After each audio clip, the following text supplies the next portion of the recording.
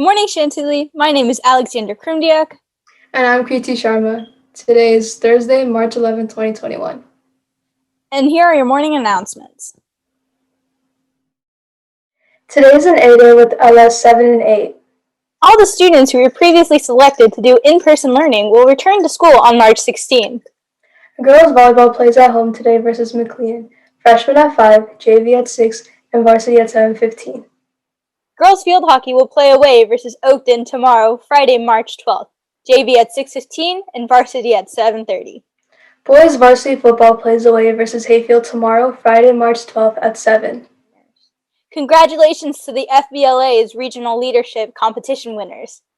Advertising, Brandon Espinosa, 3rd place. Business ethics, Samarina Pashma, 2nd place. Publication design, Anika Malhotra, 2nd place. E-business, Caitlin Kantaparn, 1st place. Entrepreneurship, Binata Konda, 1st place.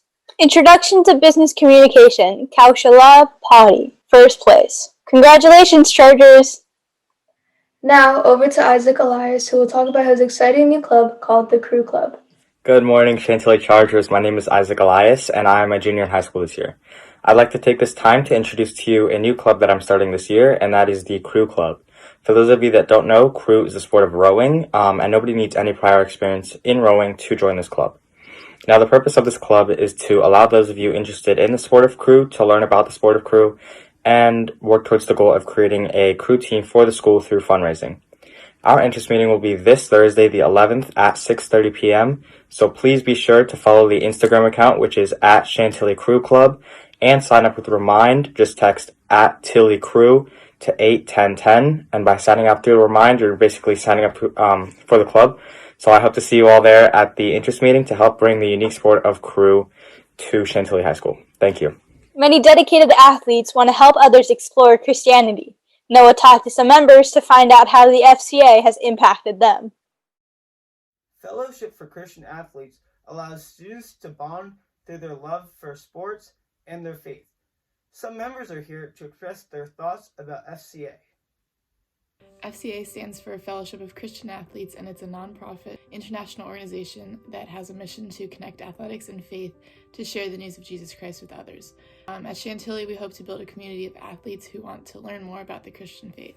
It's a club of mainly athletes, but it's not restricted to, so anyone can join. I think in high school, a lot of people are trying to find themselves and their passions and their values, and I think FCA is a place to explore your religious values. In FCA, we have 2 meetings a month usually, and each month has a theme, and that's what we focus the lessons on for that month. The meetings are usually every other Monday morning at 9:30 on Blackboard Collaborate. We present a lesson and a video, have a group discussion, and then close with a prayer. So we kind of explore that topic a little bit more. We ask questions, we bring in scripture, we have a lesson about it, and we kind of just have a discussion. But it's a safe place for anyone to talk about their religion and their faith walk and what they've experienced. You should join FCA because it's a great way to meet new people who have similar interests as you, sports and faith-wise, and then it's a great community to be able to talk about your faith and to learn more. We've had people join for various reasons. One being they had no idea what Christianity was, so they wanted to know more about it and they were curious.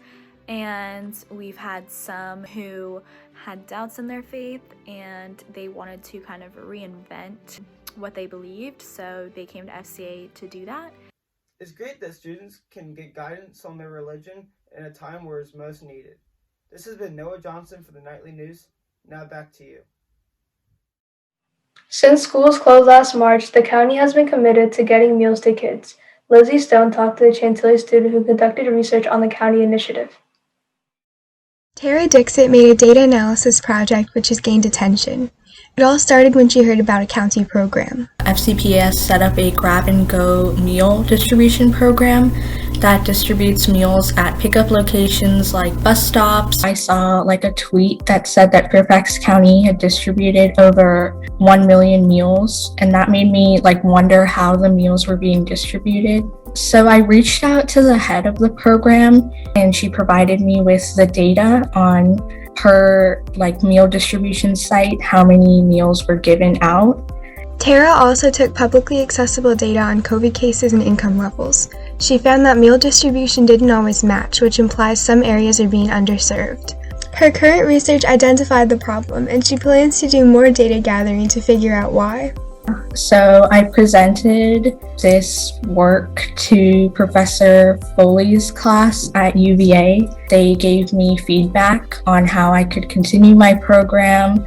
I'm thinking maybe I could look into laptop distribution that Fairfax County is doing, or maybe just continue on with this project and add more data sets, like maybe transportation data, like where bus routes are, so maybe people can't get to the distribution sites. Reaching out to Professor Foley was something Tara did on her own because she was interested. I heard about him, I think, through an article, and he's working on research about the digital divide. I'm interested in sort of the intersection of technology and society. I really like doing data visualization, especially with Tableau, because the graphs look very, very nice. Good luck with all your future research. This has been Lizzie Stone and Carolina Mascote for the Nightly News. Now back to you. School is in person already? Let's go to Lauren for more. With several students returning to school in person after nearly a year, we asked to see how they felt about finally coming back. And I really liked being in school and meeting all my teachers. I'm really excited to be back in school. I love being able to see everyone, even though there's COVID restrictions. But it's a lot easier to focus in class, and I'm just really glad we've been given this opportunity to come back. Honestly, it's kind of exciting. I'm really excited seeing my friends and just getting to know the school. And I feel good to be back in school just so I can get out of the house more because I've been stuck in quarantine for the last year. I kind of feel comfortable going back, but I'm a little bit nervous because I've heard from a couple of my friends it's kind of sad without as many people in the school, but I'm excited to see how it is today. And I think it's really fun being back in school and seeing a bunch of people and your teachers, and I'm learning a lot better from being in school. And I'm pretty excited to be back. I'm kind of nervous though because I don't know really how things are going to be. I don't know how strict people are going to be and stuff like that, but I'm excited to see people. I don't know how many seniors are going back, but I'm really excited. Good luck to everyone participating in in-person learning. This has been Lauren Seisky for the Nightly News. Now back to you. Well, that is all we have for you today, Chantilly. This has been Alexander Krumdiak And Kriti Sharma reminding you to stay positive, stay safe, and have a great day. and we'll see you next, LS.